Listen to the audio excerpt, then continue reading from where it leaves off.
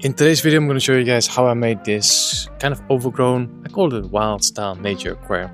So very simple hardscape, tons of beautiful plants, always works very well. Let's get started.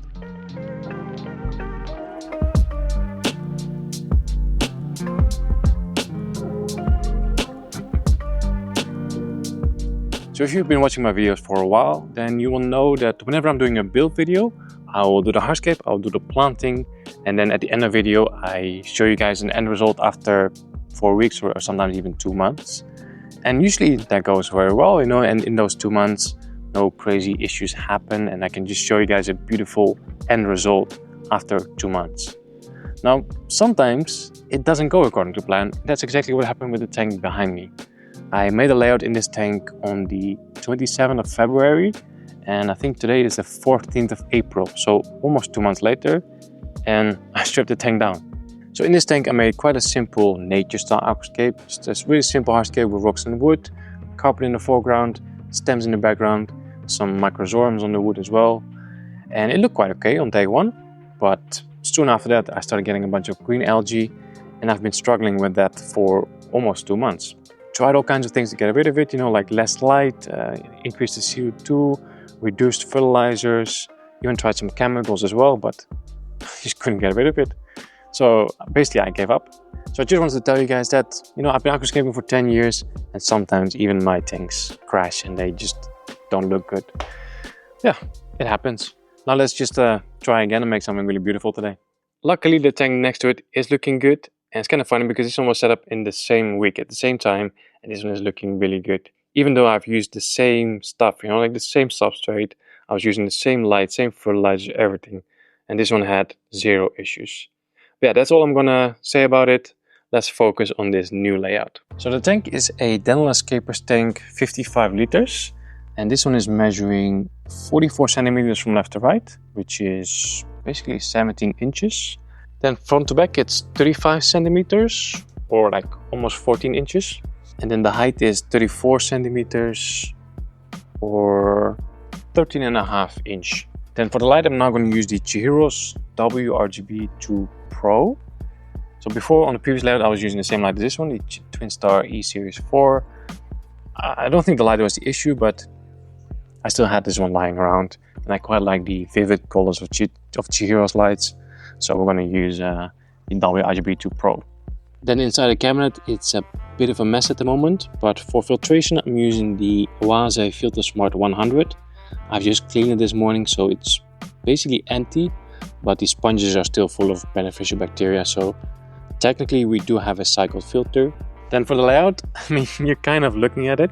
This is the piece of wood that I want to use, and there's a rock underneath it to kind of support it a little bit, but this is all that I want to use. I don't want to use anything else. I'm going to keep it very simple, but I think it's going to look really good. I kind of have an idea in my mind. I think it will be nice. So I just need to glue this piece of wood to that rock to make sure it's not going to float. So I have some liquid super glue, I have some cotton as well.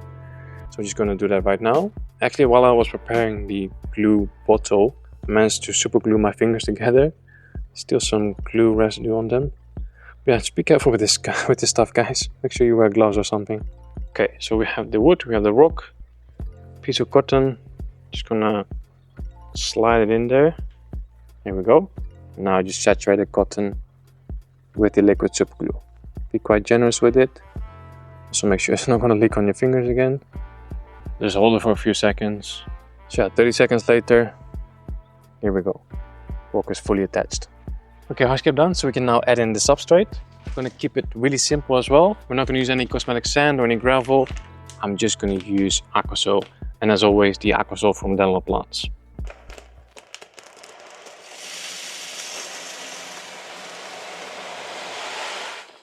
Here we go, substrate done. Also, you might notice that on the wood there's some pieces of dry moss. I've actually used this piece of wood once before. It's completely covered in moss. So I'm curious to see if this moss will start growing again once we flood the tank. So I've actually just finished planting my big shallow aquarium.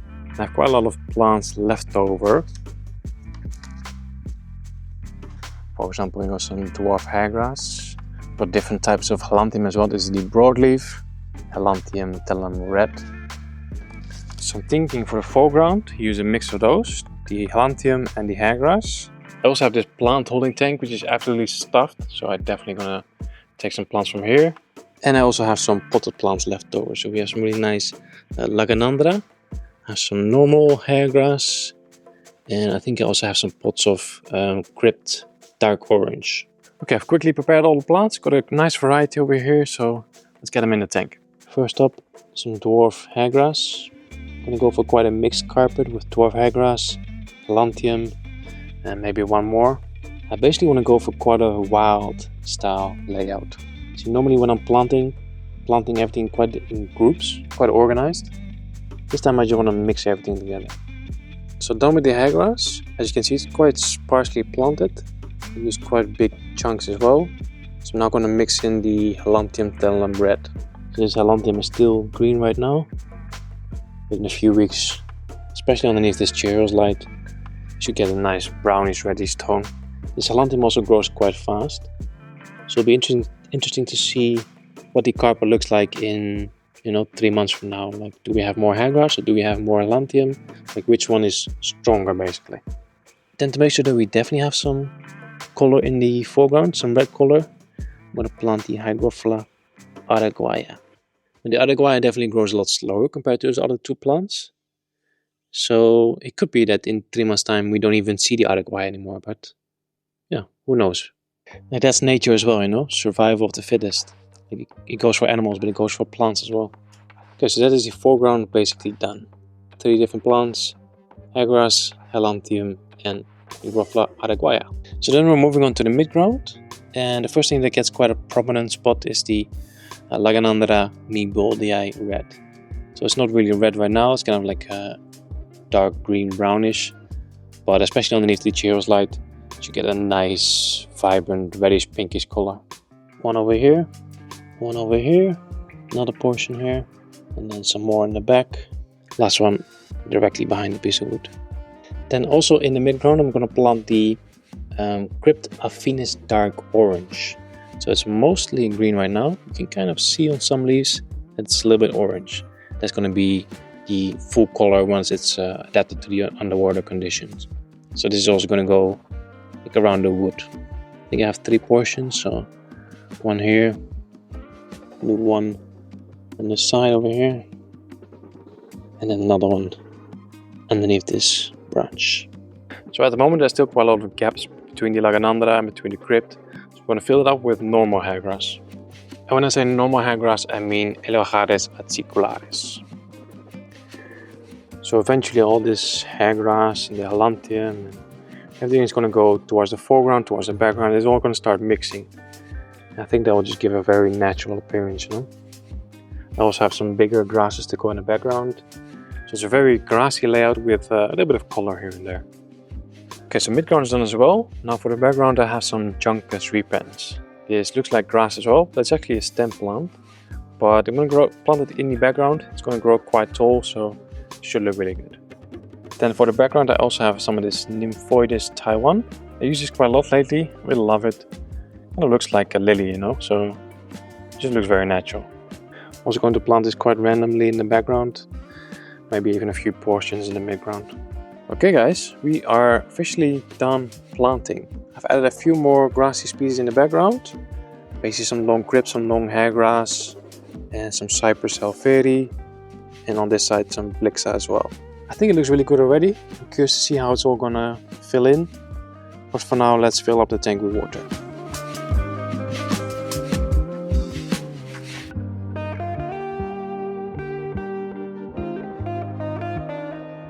While the tank is filling up, we can set up the filter again. So on the previous layout, I was using a glass lily pipe set with a skimmer. But I'm now using the AQUASOIL NeoFlow on this tank and also on the Big Shallow. I'm going to do another one on this tank just to make sure it's all the same. I quite like these AQUASOIL NeoFlows. They're made from plastic so they don't break as easily. I like that they have a little skimming portion on the outflow, so you always have a clean water surface. So you basically get 2 pipes. One can be the outflow, one can be the inflow, the other way around. Actually, one is always longer than the other one. I'm not sure. I'm going to make this one longer for the inflow, if you have quite a tall tank. Then you can have the intake right at the substrate level. The good thing, because it's made from plastic, you can also cut it to size. So I kind of want these two to be the exact same length. So I actually bought a pipe cutter. There we go. Now they're both sort of the same size. Here we go. See NANO flow installed. Currently priming the filter, that's why it's bubbling like that. And the tank is almost full.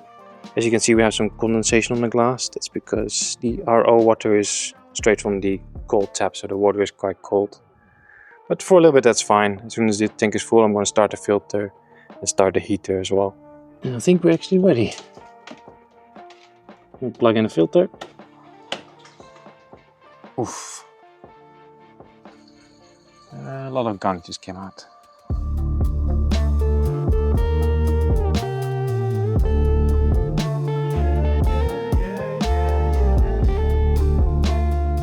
Okay, it's the next day and this is the current situation. A nice, clear, freshly planted aquarium.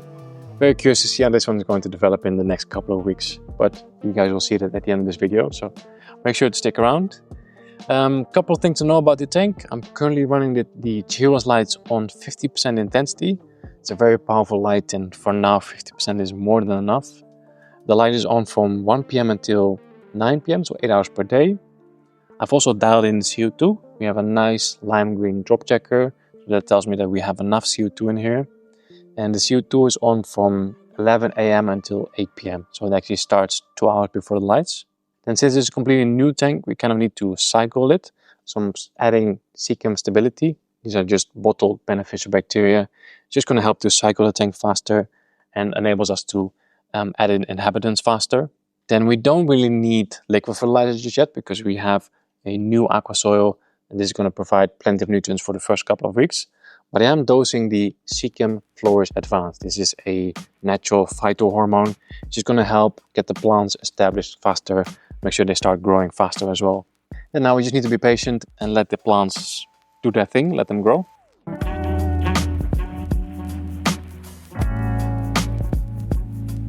Okay, fast forward a couple of months later. I think we planted this tank, it was like 14th of April, something like that. Let me check where we are today. 24th of September, so what is that, 5 months? Yeah, I think 5 months have passed. But the tank is now looking pretty good. I'm saying now because it definitely took a while before the tank looked like how I imagined it in the first place. You might have already seen this layout when I reviewed the new Twinstar light. And actually after installing the light and leaving it on for a couple of weeks, I actually got some more algae issues again because the light is very powerful and I should have dimmed it down a little bit. So I think I've made a few changes from the initial planting. Basically just added in even more plants because it wasn't enough yet. So in the background I've added the Persicare, which is the super red kind of branchy stem that you can see in the background. Yeah, I've been adding it into more of my layouts and I just really like it at the moment. In the foreground, I've also added some Crypt Flamingo. Still very small, it's only been in there for 2 to 3 weeks, so it needs to grow a little bit bigger. But yeah, I was just missing a little bit more color in the foreground. It was just a very green lawn, you know. Kind of as expected, the hairgrass has mostly taken over the entire layout. But there's still a little bit of Hygrophila araguaia in there. There's still some Halantium red in there as well. I kind of like the wild mix. Then in terms of inhabitants, we have a bit of everything in here. A lot of my favorite nanofish actually. So we have the sparkling gouramis in here. We have the orange blue-eye dwarf rainbows or Pascal rainbows, whatever you want to call them. A variety of dwarf rasboras as well. We have the chili rasboras, phoenix rasboras, and I think they're called exclamation point rasboras. I always confuse the names of those dwarf rasboras. We have some otocinclus in here. We've got red cherry shrimp in there as well. And there's also a few dwarf orange crayfish. And they're mostly hiding in the dense plant mass, but whenever it's feeding time, they do come out. Because the layout is now roughly 5 months old, I have recently added some more nutrients into the substrate. So these are the Cecum Flourish tabs. And I really like these because they don't float up to the surface, you know, like normal. You have a lot of these root capsules, which are always have a little bit of air in them. So if you push them into the substrate, I don't know, maybe I was doing it wrong, but mine always float up to the surface. But with these, I don't have any issue with that. Also, kind of funny, but they have a certain smell. And I've been to the Cecum factory. I've seen how these are made. And whenever I smell them, it always kind of just takes me back to the factory, you know. So Flourish tabs. Besides that, I'm also dosing the Flourish liquid fertilizer. So this is the kind of the all-in-one from Seachem. I have added a dosing pump. This is not from Seachem, but I think they are coming out with some dosing pumps soon. Besides Flourish, I'm also dosing some extra potassium. I feel like potassium is just one of those nutrients that you can't really overdose or plants just can't get enough of. So these are basically the two main fertilizers that I use. It's kind of like a lean dosing method, you know, like none of this has a lot of nitrates or phosphates. So the plants don't grow super fast, but they do develop really nice colors, which you can kind of see from this layout. The good thing about not dosing a lot of nitrates and phosphate is that the plants just need to slow down a bit, which is kind of perfect for me because I'm traveling quite a lot, you know, I'm not home that much. I don't want to be trimming constantly. So yeah, I think that's it. I think that's everything I have to share about this tank right now. Really enjoyed seeing it develop. Took some time, but right now it looks great. Hope you guys enjoyed this video. As always, thanks for watching. See you in the next one. Free audio post-production by alphonic.com.